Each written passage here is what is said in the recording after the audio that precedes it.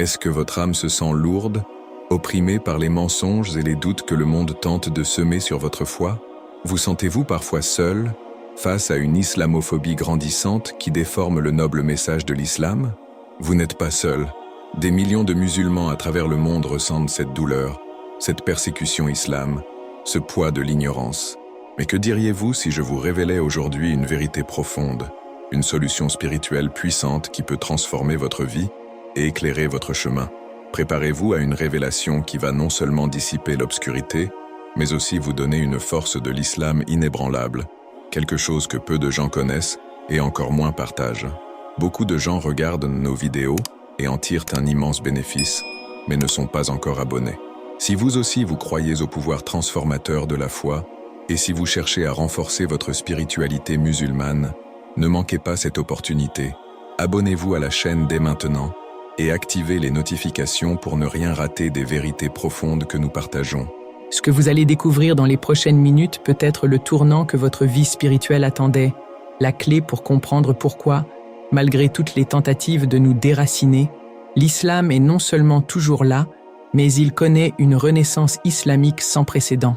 Restez avec nous jusqu'à la fin, car la solution à vos défis musulmans est plus proche que vous ne l'imaginez. Mon cher ami, toi qui aspires à la sagesse et à la compréhension profonde de notre islam, laisse-moi te guider à travers les pages glorieuses de notre histoire islamique. C'est un voyage qui nous révèle la véritable force de l'islam, une résilience qui défie le temps et les épreuves. Tu sais, l'Oumma n'a jamais été épargnée par les tempêtes. Jamais. Pense aux époques où les musulmans furent confrontés aux croisades, ces vagues d'attaques qui cherchaient à briser notre foi et notre unité musulmane. On aurait pu croire que tout était perdu, n'est-ce pas? Et pourtant, la foi en Allah subhanahu wa ta'ala et la détermination inébranlable des croyants ont toujours permis de repousser ces assauts, de reconstruire et de prospérer. C'est ça, la résilience musulmane, une flamme qui ne s'éteint jamais. Imagine-toi la chute de Bagdad, un événement si douloureux qu'il semblait marquer la fin d'une ère pour la civilisation islamique. C'était un coup terrible, un moment où l'obscurité menaçait d'engloutir toute la lumière du savoir et de la spiritualité musulmane. Mais vois-tu, même dans les moments les plus sombres, la lumière divine ne nous quitte jamais. Le message de l'islam, celui de la paix islam et de la justice islamique, a persisté grâce à la dévotion de quelques-uns, puis de beaucoup. C'est comme le verset du Coran qui dit « Certes, Allah est avec ceux qui sont pieux et ceux qui sont bienfaisants » Sourate An-Nahl 16128. Cette promesse est notre bouclier, notre espoir éternel. Et qu'en est-il de l'ère coloniale, où nos terres furent envahies, nos ressources pillées et nos identités menacées? C'était une période de grande persécution islam, où certains voulaient nous faire oublier qui nous sommes. Mais l'islam n'est pas qu'une religion, c'est une identité, un mode de vie, une source intarissable de courage. On a beau essayer de te déraciner, si tes racines plongent profondément dans la foi, rien ne peut t'ébranler. Le prophète Mohammed sallallahu alayhi wa sallam nous a enseigné l'endurance et la patience face à l'adversité. Et c'est cette guidance qui nous a permis de traverser ces épreuves avec dignité et de finalement nous relever. La résilience musulmane n'est pas seulement une question de survie, c'est aussi une question de renaissance. Chaque fois que l'Oumma a été mise à l'épreuve, elle a trouvé en elle les ressources pour se réinventer, pour retrouver sa place et pour continuer à apporter des contributions islam au monde. Ce n'est pas une coïncidence si après chaque grande épreuve, une nouvelle ère de prospérité ou de renouveau a émergé.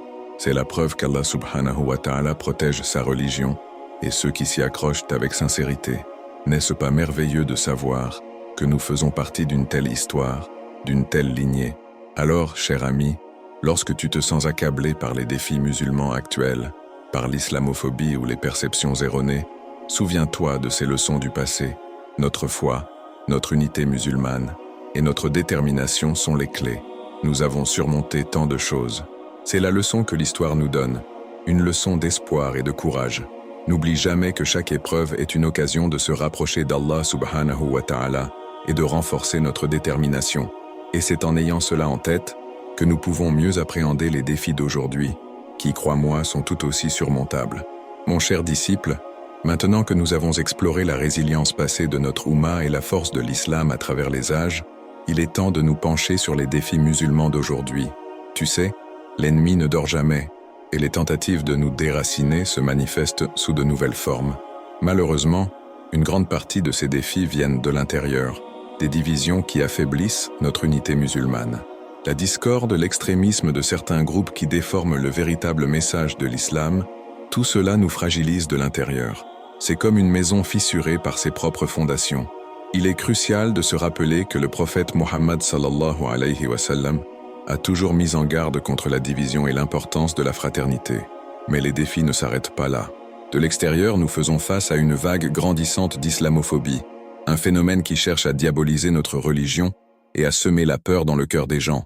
Les médias, parfois sans le vouloir, mais souvent intentionnellement, propagent des stéréotypes négatifs qui ne reflètent en rien la spiritualité musulmane, ni les contributions islam à l'humanité.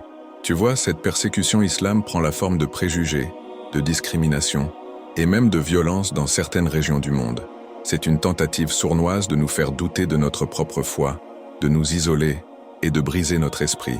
Mais souviens-toi de la parole d'Allah subhanahu wa ta'ala dans le Coran. Ils veulent éteindre la lumière d'Allah avec leur bouche, mais Allah parachèvera sa lumière, n'en déplaise aux mécréants. Sourate As-Saf 61:8. Ces perceptions erronées sont des armes puissantes, car elles attaquent non pas nos corps, mais nos esprits et nos cœurs. On te dira que l'islam est une religion de violence, alors qu'il prône la paix, islam et la justice. On te fera croire que les musulmans sont arriérés, alors que notre histoire islamique regorge d'innovation et de savoir qui ont éclairé le monde. C'est une guerre narrative, cher ami, et il est de notre devoir de la combattre avec la vérité, la sagesse et le bon comportement. Ne tombons pas dans le piège de la colère ou du désespoir. Au contraire, ces défis devraient nous pousser à nous améliorer, à être de meilleurs ambassadeurs de notre foi. La résilience musulmane aujourd'hui, c'est aussi de ne pas se laisser définir par ces étiquettes. C'est de maintenir notre intégrité face à l'adversité et de montrer au monde le véritable visage de l'islam. Par exemple, lorsque quelqu'un te regarde avec méfiance à cause d'un préjugé, au lieu de te vexer, tu peux choisir de répondre avec gentillesse, avec un sourire et par un exemple de comportement impeccable. Le prophète Muhammad sallallahu alayhi wa sallam était connu pour sa patience et sa douceur, même face à ses détracteurs. N'est-ce pas la meilleure forme de da'wa, le meilleur moyen de dissiper l'ignorance? Alors, face à ces attaques externes et internes, comment réagit-on? Eh bien, nous nous souvenons que l'essence de l'islam est inébranlable. Elle est ancrée dans des principes divins, et aucune campagne de diffamation ne peut altérer la vérité de notre foi. Ces tentatives de nous déraciner ne font que renforcer nos racines, si nous y mettons d'une autre. C'est une invitation à se tourner davantage vers Allah subhanahu wa ta'ala, à purifier nos intentions et à travailler pour le bien de l'Oumma. Et c'est justement cette prise de conscience qui prépare le terrain pour ce que nous allons voir ensuite. Le formidable éveil de notre jeunesse qui s'apprête à redéfinir l'avenir de l'islam. Ah, chers chercheurs de vérité, après avoir traversé les défis et les erreurs de perception, voici une lueur d'espoir éclatante, l'éveil de la jeunesse musulmane. Tu sais, c'est un spectacle vraiment inspirant de voir cette nouvelle génération de musulmans prendre les rênes, non pas avec amertume ou ressentiment face à l'islamophobie, mais avec une énergie positive et une détermination à montrer le vrai visage de l'islam. Ils ne se contentent pas d'hériter de notre glorieuse histoire islamique. Ils la vivent, la réinventent et la propulsent vers l'avenir de l'islam. C'est une force à ne surtout pas sous-estimer, crois-moi. Cette jeunesse musulmane, elle est partout si tu regardes bien. Tu les trouves engagés dans la da'wa, mais pas seulement dans les mosquées ou les cercles d'études traditionnels. Non, ils sont aussi sur les réseaux sociaux, créant du contenu inspirant, brisant les stéréotypes avec humour et intelligence, et partageant la spiritualité musulmane d'une manière accessible. Ils sont dans les projets sociaux, tendant la main aux plus démunis, qu'ils soient musulmans ou non, prouvant ainsi que le message de l'islam est universel et axé sur la paix, islam et la bienfaisance. C'est le prophète Muhammad sallallahu alayhi wa sallam qui a dit « Le meilleur d'entre vous est celui qui est le plus utile aux gens ». Hadith rapporté par At-Tabarani. Ça, c'est ce qu'ils mettent en pratique, et c'est magnifique à voir. Regarde autour de toi. Combien de jeunes tu vois qui utilisent la technologie pour diffuser le savoir, pour organiser des initiatives de charité en ligne, ou même pour créer des plateformes où les musulmans peuvent s'entraider et renforcer leur unité musulmane. Ils sont nés dans ce monde numérique, et ils l'utilisent à bon escient pour contrer la désinformation et la persécution islam. Ils ne se laissent pas abattre par les défis musulmans. Au contraire, ces défis sont un moteur pour eux. Ils ont compris que la force de l'islam réside aussi dans notre capacité à nous adapter, à innover et à utiliser tous les outils à notre disposition pour le bien. C'est ça, la vraie résilience musulmane pour le XXIe siècle. Ces jeunes, ils sont la preuve vivante que les contributions islam ne sont pas une chose du passé. Ils construisent l'avenir. Ils montrent que l'islam n'est pas une relique, mais une foi dynamique et pertinente pour notre époque. Ils prouvent par leurs actions, leur engagement et leur intégrité que les stéréotypes sont infondés. Ils sont les ambassadeurs silencieux, mais puissants, de notre religion. C'est à travers leurs efforts que le monde commence, petit à petit, à mieux comprendre la justice islamique et la beauté de notre foi. Alors, mon ami, vois en cette jeunesse musulmane une source immense d'espoir. Leurs efforts ne sont pas vains. Ils sont la fondation d'une véritable renaissance islamique. C'est à travers leur vitalité et leur dévouement que nous voyons déjà les prémices d'un futur où notre civilisation islamique continuera de briller. Et c'est cette inspiration qui nous mène naturellement à explorer d'où vient cette capacité à innover et à contribuer, en se souvenant des gloires passées qui pavent la voie pour celles à venir. Mon cher compagnon de route spirituelle, après avoir vu la flamme renaissante de la jeunesse musulmane et à Résilientia Musulmana face aux défis musulmano, il est essentiel de nous souvenir des racines profondes de notre grandeur. Parlons un peu des contributions islam que la civilisation islamique a offertes à l'humanité, une époque que beaucoup appellent à juste titre l'âge d'or. Tu sais, ce n'est pas de la vanité, c'est simplement un rappel de ce que l'islam peut accomplir lorsque ses principes de savoir, de justice et de paix islam sont pleinement embrassés. C'est une page glorieuse de notre histoire islamique qui devrait nous inspirer aujourd'hui plus que jamais. Prends la science, par exemple. Pendant que l'Europe était dans une période plus sombre, les musulmans étaient à la pointe de l'innovation. Pense à Al-Khwarizmi, le père de l'algèbre, dont le nom même a donné le mot algorithme, ou à Ibn Sina, Avicenne, dont le canon de la médecine fut la référence pendant des siècles, une véritable Bible médicale. Ces savants, poussés par le message de l'islam, qui encourage la recherche de la connaissance, ont fait des découvertes fondamentales en astronomie, en physique, en chimie. Le Coran lui-même, dans la sourate Al-Imran, verset 190, nous invite à réfléchir sur la création des cieux et de la terre et l'alternance du jour et de la nuit, ce qui a naturellement conduit à une profonde exploration scientifique. C'est ça, la vraie force de l'islam. Ne pas avoir peur de la connaissance, mais la rechercher activement. Et la philosophie, des penseurs comme Averroès, Ibn Rushd et Al-Farabi ont non seulement préservé les textes des anciens Grecs, mais les ont aussi analysés, critiqués et développés, influençant profondément la pensée occidentale. Ils ont montré comment la raison et la révélation pouvaient coexister et se renforcer mutuellement.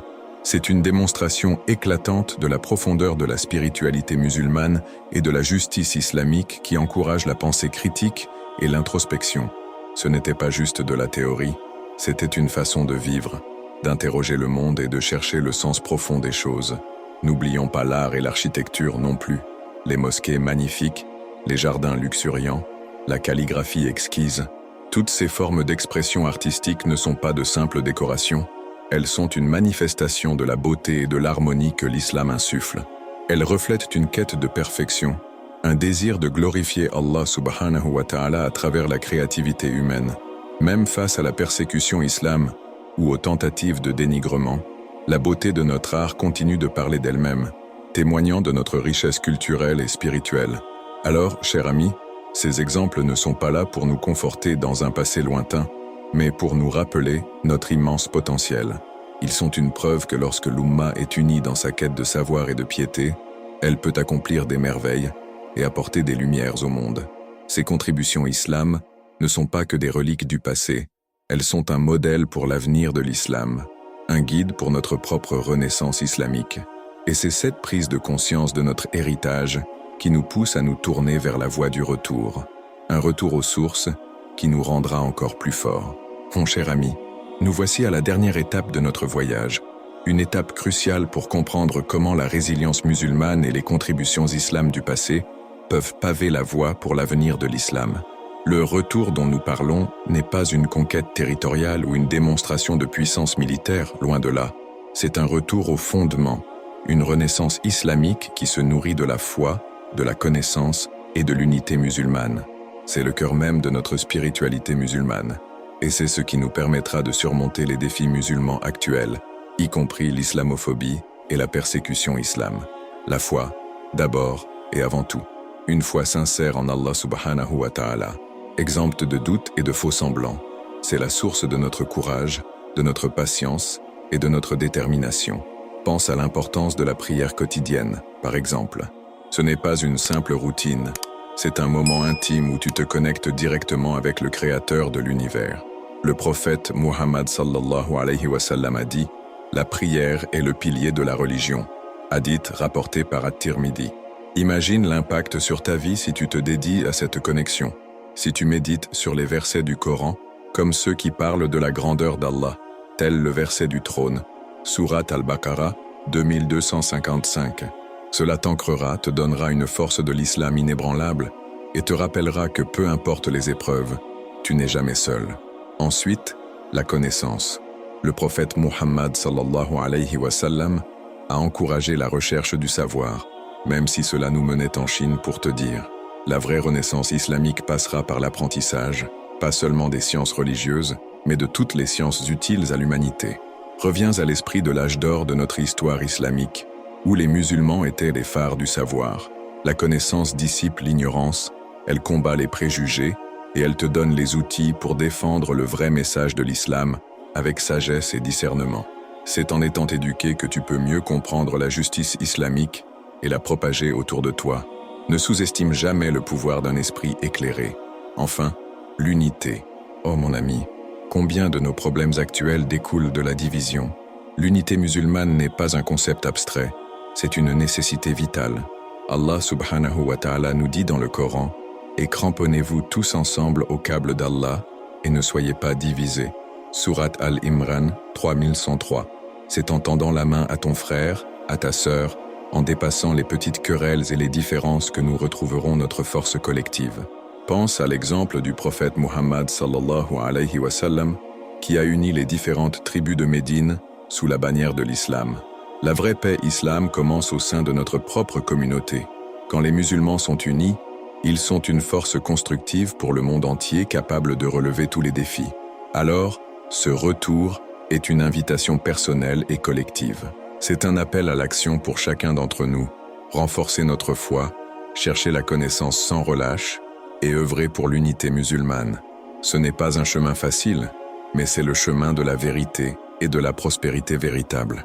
C'est ainsi que nous pourrons réellement dire « Ils ont tenté de nous abattre, mais nous sommes de retour ». Et c'est en adoptant cette mentalité que nous pouvons commencer à préparer le terrain pour un avenir encore plus lumineux. Alors, quelle est la leçon la plus importante que vous retenez de ce voyage à travers la résilience musulmane et à grand désat de notre histoire islamique? Partagez vos pensées et vos réflexions dans les commentaires ci-dessous. Votre expérience compte énormément pour notre communauté. Et si cette vidéo vous a touché, si elle a allumé une étincelle en vous, alors n'attendez plus. Abonnez-vous à notre chaîne et activez la cloche des notifications. C'est le meilleur moyen de ne jamais manquer nos prochains contenus qui continueront de transformer votre spiritualité musulmane et de renforcer votre force de l'islam. Prêt pour aller plus loin? Ne partez pas tout de suite. Une autre vidéo cruciale vous attend à l'écran pour que votre parcours vers la connaissance et la foi continue sans interruption. Avec amour et lumière, lumière dans l'ombre.